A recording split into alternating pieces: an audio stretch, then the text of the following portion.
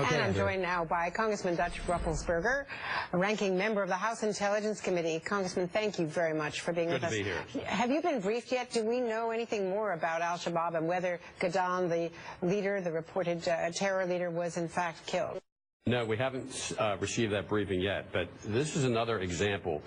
We've been talking a lot about ISIL and al-Qaeda, but here's an example of what's happening in Somalia with al-Shabaab.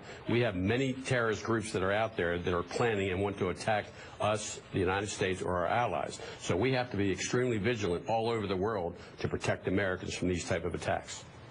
The president heads to Europe, and there will be a NATO meeting to discuss primarily the Putin threat in Ukraine. But we also, as you point out, we have the ISIS threat, we have other terror groups involved. What is the state of homeland security? I know you've said that you don't think there's any imminent threat from ISIS fighters, but we know there was a case of a Florida ISIS fighter who came home and went back undetected, then blew himself up in a terror bombing. Well, first thing, the ultimate goal for us in the United States is to protect the homeland. That's why we're engaged in different issues throughout the Middle East and other areas. As far as the homeland, what my concern is, and I'm very concerned about this, is that we now have Americans and Europeans that have passports. They have gone to Syria. They've been radicalized, and they are a very big threat to us because we might not be able to find out when they come into the United States. They've been trained to kill. An example of that was an American who went to Syria. He was radicalized. He was trained to be a suicide bomber. Before he committed his own death to kill other people, he came home to see his parents and went back to Syria. And we didn't have the information when he came back to see his parents. That is my biggest concern at this point, because they don't need to have information other than their passport to come and go to other places and back to the United States. Whatever happened to the terror watch list? We know all sorts of innocent people who get stopped and are on no-fly lists when they shouldn't be. Isn't there a watch list of people like this so that when someone from Florida goes over, is very publicly ISIS or another group, that they would be on a no-fly list? That's a good point. We're very vigilant, and we do as much as we can. But when you're dealing with the volume that we have in TSA, sometimes you can slip through.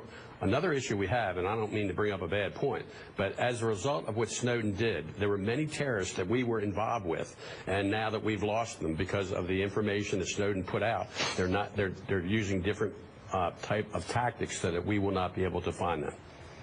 I wanted to also ask you about video that emerged over the weekend from Libya, and there's a lot of focus on the fact that we evacuated all of these residences and the embassy. We believe this is one residence. Look at that swan dive from Libyan militia, Islamic radicals taking over American property.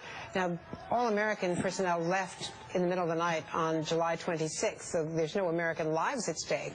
But clearly these are unguarded American installations that now have been taken over by militia groups, and they're certainly tweaking us by posting that video. Well, it's extremely upsetting to us to see that happen to American property. However, the #1 priority is to protect Americans. And when we're in a situation where we think our Americans are at risk, we have to do whatever we can to protect them, whether it's our military, whether it's our State Department, or Americans that are throughout the world on behalf of the United States. And it got so serious and was so dangerous for them to be there, we had to make a move. Now, you know, it upsets us. We're concerned about it. But the most important issue is protecting American lives and protecting our homeland.